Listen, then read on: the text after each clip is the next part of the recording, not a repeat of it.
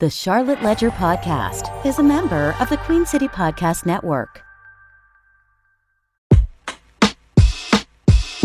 Hey, it's Tony Messia with the Charlotte Ledger, and you're listening to the Charlotte Ledger Podcast. You can find out more about the Charlotte Ledger and subscribe to one of our newsletters by going to thecharlotteledger.com. Today's podcast is part of a special series we're doing in which we interview winners of the Charlotte Ledger's 40 Over 40 Awards. The recipients are people ages 40 and up who are making a big difference in the Charlotte area, people who saw a need and took action, whether it's in business, the nonprofit world, education, or another field. The winners are chosen by an impartial panel of independent judges. We accept nominations in January and celebrate the winners in an in-person event in April. You can find out more about all of that at ledger40over40.com. The host of today's podcast is Steve Dunn. Steve's a good guy, and in his day job, he's a mediator who offers dispute resolution services through the Charlotte office of Miles Mediation and Arbitration. Enjoy. Welcome to the Charlotte Ledger Podcast. I'm Steve Dunn, and I'm joined today by Charles Thomas, the Charlotte Program Director of the Knight Foundation. Welcome, Charles. Thanks, Steve. Good to be here. Charles, you are a native Charlottean. Am I right about that? Depends on how you define native. I've been here since I was 6 years old. My grandfather was born in Charlotte, but I consider myself from Charlotte. Where were you before you moved to Charlotte when you were 6? I was born in Spartanburg, South Carolina. So, 6 years there, and then moved here in 1980. Gotcha. Okay. All right. Well, that says you weren't born and raised, but I think it counts as native. I'm going to take the native. Yeah, sure. I own it. I don't own Spartanburg, I own Charlotte. Certainly your formative years. That's right. Right here in Charlotte. You're a graduate of East Meck High School, and you've been around long enough then to have observed Charlotte change a lot over the years. What are your key observations about Charlotte's changes since you first got here, or since you were a younger person? Oh, man. Charlotte has grown tremendously. It has grown rapidly. So the key probably for when I was a kid is like downtown, so not that I traveled downtown a lot, but I moved back to Charlotte after college in my 20s, and to see where it was then in the late 90s and where it is now, and to have a thriving uptown culture is amazing and is indicative of the growth of the whole city. So, a city of growth, I think, and a city of opportunity. Well, you're a big part of Charlotte's growth and opportunity through your work as program director of the Knight Foundation. The Knight Foundation is why don't you tell me, what is the Knight Foundation? What does it do? And what do you do? Sure. So the Knight Foundation, the official name is the John S. and James L. Knight Foundation. It is a national foundation based out of Miami. Our roots are in journalism. So formerly a newspaper company, owned the Charlotte Observer. And the Knight brothers own newspapers in 26 cities around the country. And so that's where we do most of our investments. Our mission is to foster more informed and engaged communities. And we do so by investing in journalism, arts, and again, in the cities that the Knight newspapers were located. So Charlotte is one of those cities, and here I work in what's called the Communities Program. Our focus is in a neighborhood around Johnson C. Smith University called the Historic West End, or the Beatties-Ford Road Corridor, and it's about supporting residents participating and benefiting from the development of their district. So with an eye towards advancing economic mobility, which folks I think are aware Charlotte scored 50 at the very bottom as it relates to economic mobility in a report done many years ago. And so our goal is to advance economic mobility and to make sure that, Charlotteans, native Charlotteans, folks that have been here, are actually benefiting from the rapid growth of our city.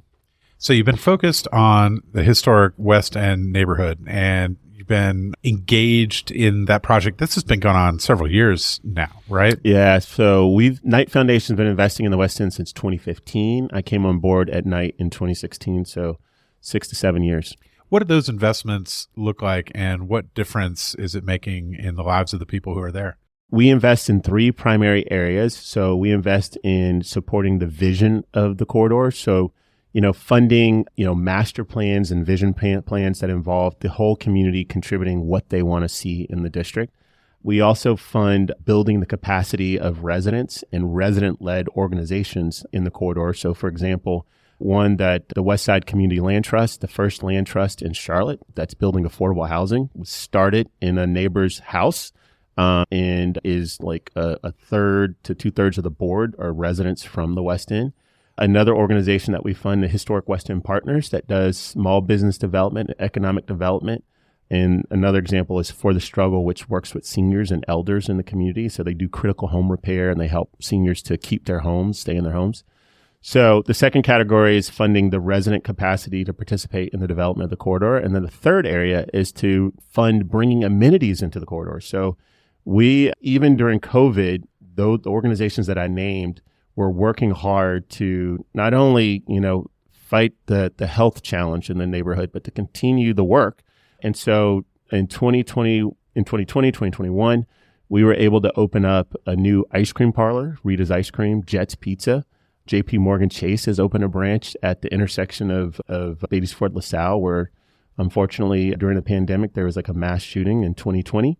And then Archive CLT, the best coffee shop in Charlotte, and is on the corridor now. The majority of those businesses are Black owned, Black or Latinx owned, and a good portion of them are residents. And so those are a few examples. So over $5 million of economic development, which, from a Charlotte perspective is not much, but from a West End perspective, we're talking about 3 new commercial buildings that were underutilized spaces that are now activated.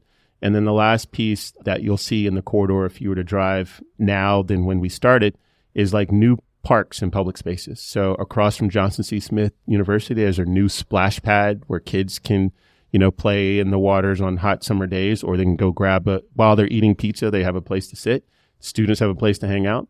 And then further up the corridor, we've got a couple other public spaces. One was built by the city and Lowe's. So we're seeing murals you drive through the West End, you're seeing all this wonderful art that's recognizing the history and culture of the corridor. And one day, knock on wood, we'll have the Excelsior Club back, which some of your listeners may know. The historic Excelsior Club, Black founded jazz club, was the center of social and political life in the historic West End, has been on disrepair, and we're hoping it's been purchased, and we'd like to see it get rebuilt, and that we'll see something like a boutique hotel and a jazz club on the bottom. So the West End is very much on the rise. And again, the goal is that the development occurs in a way that the residents that have been there, the historic residents, the Black residents, feel that they're benefiting and that the corridor is still theirs, and that when they walk the corridor, it looks and feels like their community. Because when you talk to the elders there and you talk about West Charlotte High School, you're talking about such a tremendous history and such a love of community. And we're trying to keep that, we're trying to support that spirit in the West End. And we hope that the work that we're doing there is a model for how Charlotte develops in other corridors that have been disinvested in,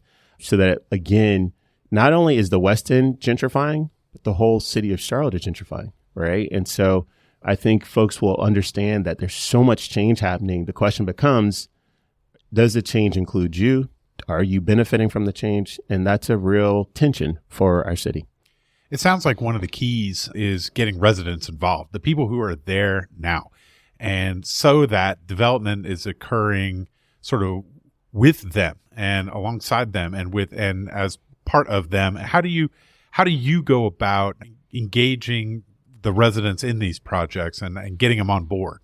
So that is the key. So Knight Foundation funding is focused on supporting residents being at the center of the work that we do. So whether we're funding arts, whether we're funding like smart cities work and technology, it's about how do we do it in a way that residents feel they're a part and benefiting. That's how you create attachment. That's how you create engagement in a community.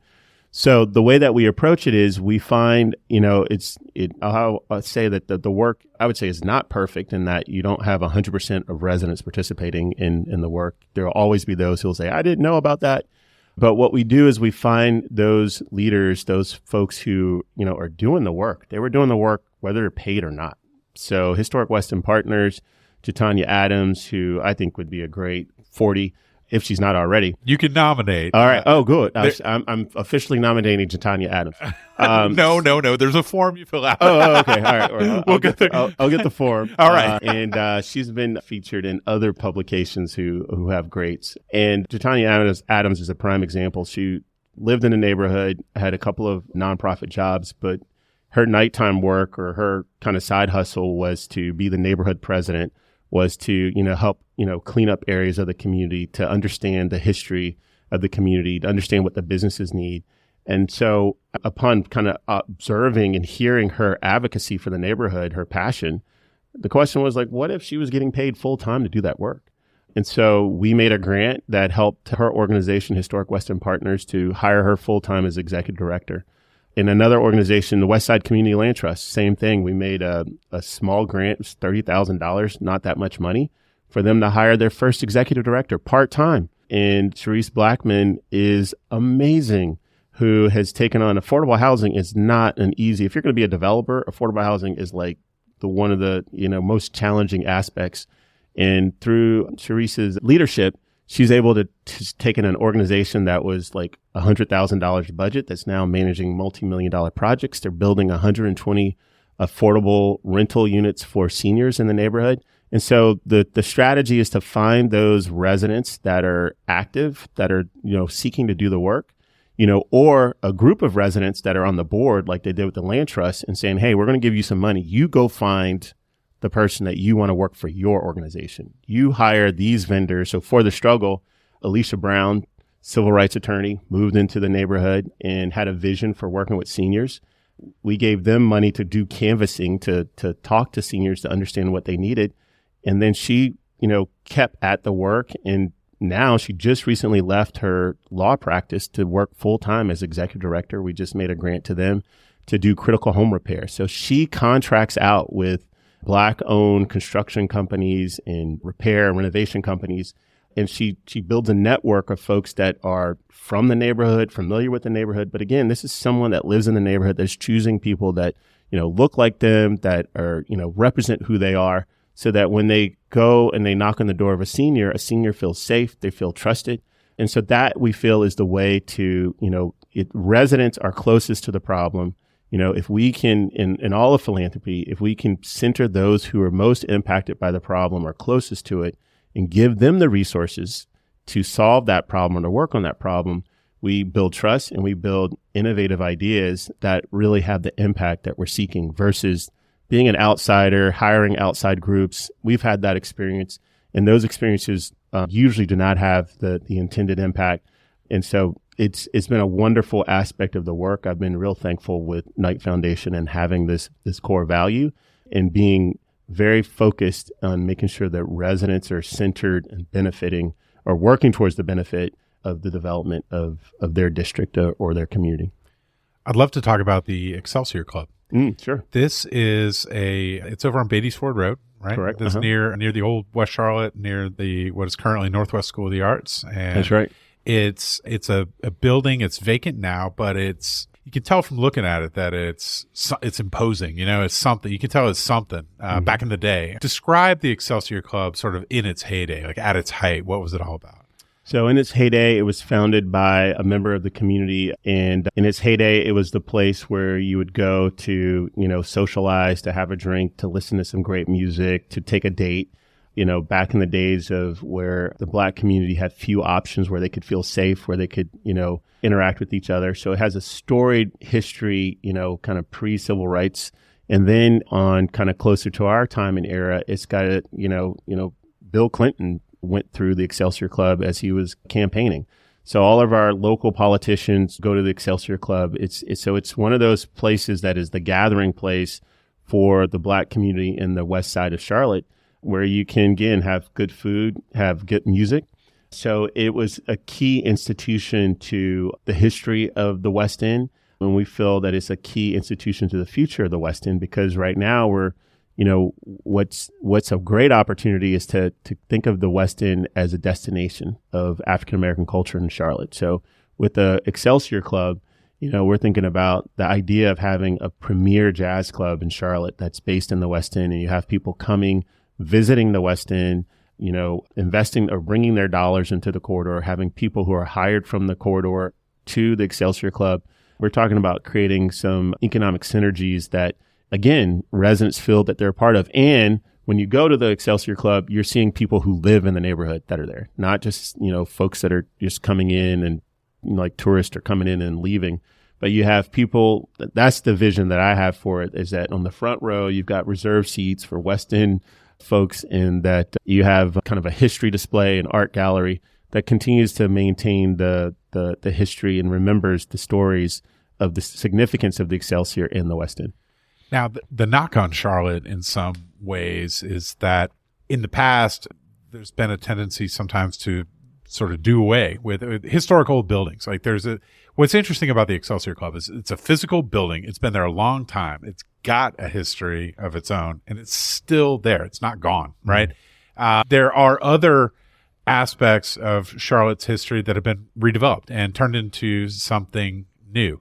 And so here, what I'm hearing you say is there's an opportunity to take this physical space that has played such an important role in Charlotte and transform it without tearing it down and starting over. But there's got to be some challenges associated with it, right? I mean, that's why I gather organizations like the Knight Foundation are there, is to sort of step in and bridge whatever gap exists in terms of financing and stuff like that. I'm curious about the nuts and bolts of how that happens. Like how does your work on behalf of the Knight Foundation intersect with what's going to happen?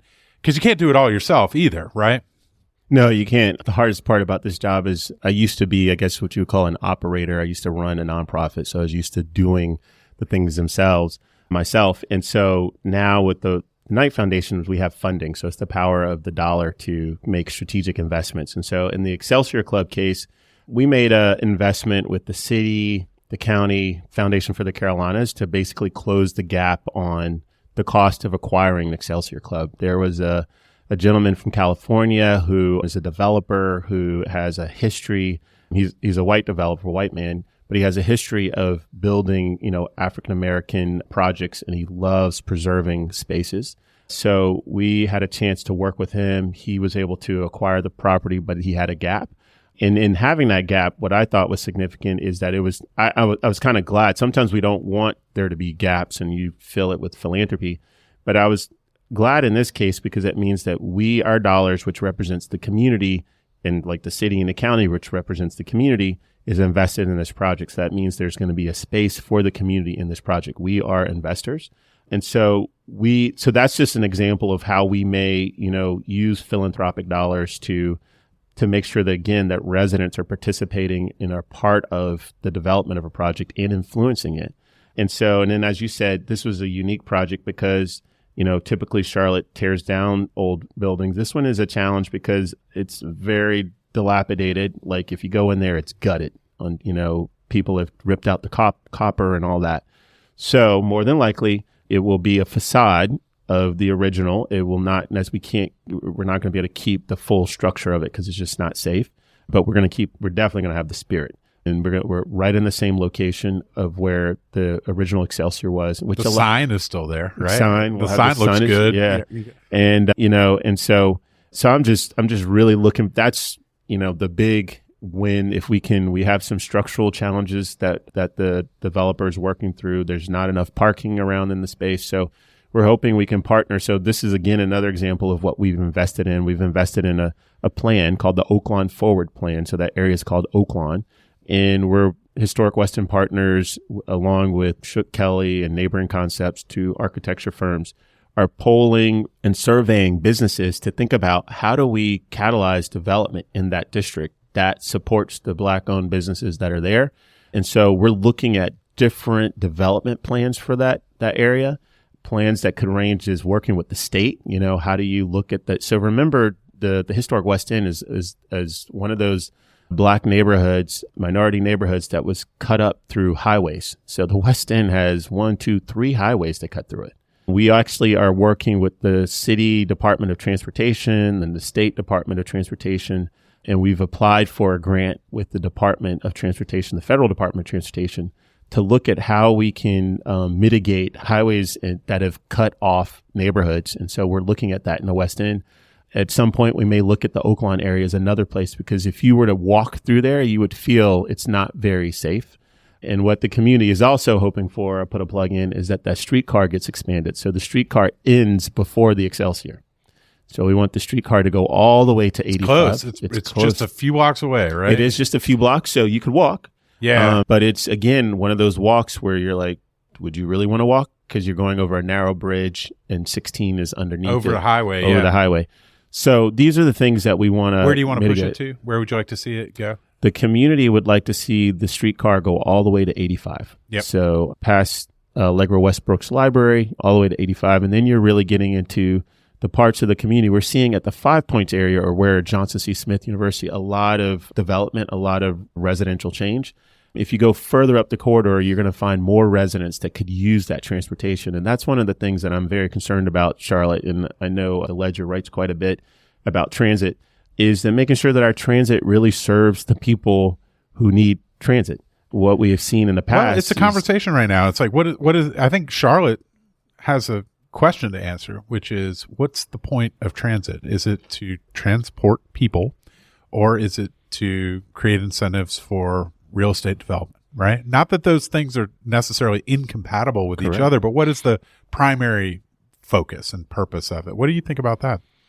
So what I think, as a community that's growing as quickly as we are, and we're in a really strong position. For me, when I think about development in Charlotte, is I think we're in a position of where we can say, hey, we're excited that folks want to develop, and we want to keep that development going. And we want to include everyone in our city in the development of our community. We want to make as many opportunities and options possible for people to live in the city versus living on the edges of the city. So that includes building affordable housing. That includes building affordable housing along transit so that people don't need cars to get to jobs. Because if you think about what happens if our low-income communities or our poorer communities are pushed to the outskirts and we don't have transit out there, now we have, folks that need the resources on the outskirts, and we don't have the infrastructure. Our infrastructure is in the center city. And it will not, I don't think it's going to deter development to ask and think about creating affordable housing or reducing the number of cars and all of that.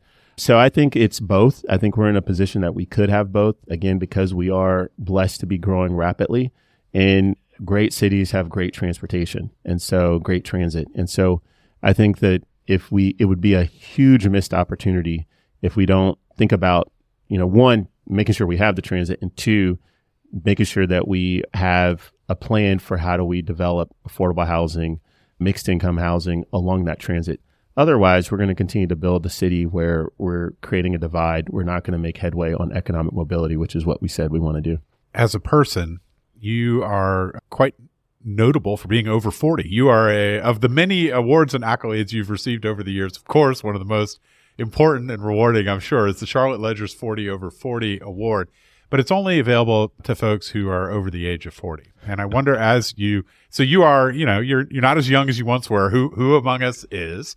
But I wonder, as you look back over your life, what are the key lessons that you've learned, or the best, whether it's the best advice you ever got or the stock advice you always give? Like, what do you think as someone who's over 40, you would say to a younger version of yourself, or to someone who's looking to follow in your footsteps? So the best advice or mantra that I live by is, if life gives you lemons, make lemonade. So I call it lemons to lemonade. So it's about perspective, because life is going to throw you a lot of curveballs, whether it's personal or in your career. And I think the most important element is being able to have a perspective have a perspective that you're going to win, that you're successful. And so not being deterred by mistakes or by failures, and always thinking about them as learning opportunities, have been a guiding principle for me. It's something that I would share with young folks. And then for young folks from a financial perspective, I always suggest they buy real estate in Charlotte. But really just being able to turn a negative situation into a positive, I think has served me well. And I think it's really helpful on the journey. Well, Charles, thanks so much for being with me today on the Charlotte Ledger podcast. It's a pleasure speaking with you. Thank you, Steve. That's it for today.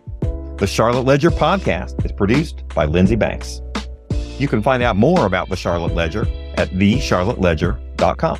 And you can find out more about our 40 over 40 awards at ledger40over40.com.